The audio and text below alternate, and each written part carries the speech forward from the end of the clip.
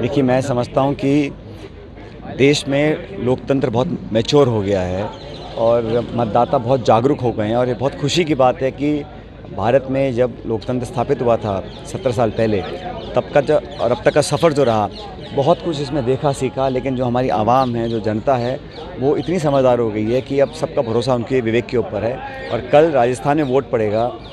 ये चुनाव बहुत महत्वपूर्ण है और बहुत इंटरेस्टिंग है, क्योंकि यहाँ पर तमाम तरह के मुद्दों को उठाने की कोशिश की गई। लेकिन कांग्रेस की जो रीति नीति है, कांग्रेस का जो विचार है और कांग्रेस की जो पार्टी का काम करने का तरीका है, उसको लोग पसंद कर रहे हैं। और तमाम कोशिशों के बावजूद भाजपा का जो चुनाव प्रचार था वो उठ नहीं पाया। उनका मामला है जमा नहीं, उनके नेताओं का जो विश्वसनीयता लोगों के प्रति है वो कायम नहीं रख पाए। इसलिए एडवांटेज हमको मिलेगा। मैं तो अपील करता हूं सभी लोगों से कि अपने मत का उपयोग करें और प्रत्येक व्यक्ति को जाके अपने मत का पोलिंग बूथ में इस्तेमाल करना चाहिए और बटन दबाकर लोकतंत्र को और मजबूत करना चाहिए। गन्ने को हाथ में लेकर मिठास के साथ अपने मजबूत इरादों की बात की है, तो कांग्रेस सरकार के रिपीट होने का जो है कितनी मजबूती से दावा करते हैं आप? देखिए, सभी चुनाव लड़ते हैं जीतने के लिए और हम लोग इस बार लड़ रहे हैं चुनाव ताकि जो हम पिछले 25-30 साल में नहीं कर पाए।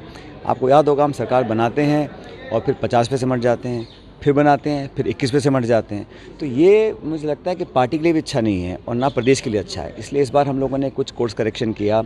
साल भर पहले कुछ बातों को हमने रखा, उसको पार्टी ने संज्ञान लेकर उसको सही दुरुस्त करने का काम किया और आज हम इस मुकाम पर खड़े हैं कि हम बोल सकते हैं कि हम चुनाव जीतेंगे। ये माहौल जो बना है, ये सब लोगों के प्रयास से बना है और मैं ऐसा महसूस करता हूँ कि जो रिस्पांस है पब्लिक का, मैं अनेकों जिलों में गया हूँ, पूरे प्रदेश में कैंपेन हम लोगों ने किया है, राहुल जी ने, प्रियंका जी ने, खड़गे साहब ने, तो उसका अच्छा इम्पैक्ट पड़ेगा। और इस बार कांग्रेस पार्टी की सरकार जैसे बन रही है मध्य प्रदेश, छत्तीसगढ़ में, राजस्थान में भी इस बार यहाँ कांग्रेस को बहुमत मिलेगा। जनता के लाडले सचिन पायलट मतदान की तारीख आते आते प्रधानमंत्री और अशोक गहलोत दोनों के लाडले बन गए। देखो, लाडले तो अगर किसी को बनना है तो पब्लिक का बनना चाहिए और लाडला बनने के लिए मुझे नहीं लगता कि किसी और नेता की ज़रूरत है। वो तो अपना त्याग, तपस्या, समर्पण, सेवा और लगातार जनता के बीच में रहकर जो रिश्ता कायम होता है, वही सबसे बड़ी पूंजी नेता की होती है और मैं उसी दिशा में काम कर रहा हूँ। इसी प्रकार के मेरे संस्कार हैं बचपन से।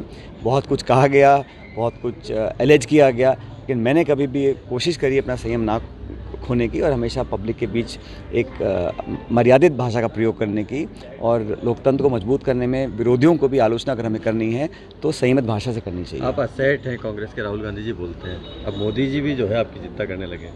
मैंने कल भी कहा था, परसों भी कहा था कि किसी नेता को मेरी चिंता करने की ज़रूरत नहीं है। मेरी चिंता मेरी पार्टी, मेरी जनता करेगी। हम उसके प्रति समर्पित हैं और विचारधारा को लेकर हमारा जो संघर्ष है उसमें हम लोग जीत कर आएंगे और देश भर में कांग्रेस पार्टी विजयी बनकर आएगी। देखिए, पीएम मोदी साहब को तो लगता है कि आपका नाम लिए बिना चैन ही नहीं पड़ता था, नींद भी नहीं आती होगी, तो अब उनको नींद आएगी क्योंकि अब चुनाव प्रचार खत्म हो गया उनका। देखिए, कल मतदान होगा और जो भी परिणाम आना है वो किसी के कहने से आने वाला नहीं है।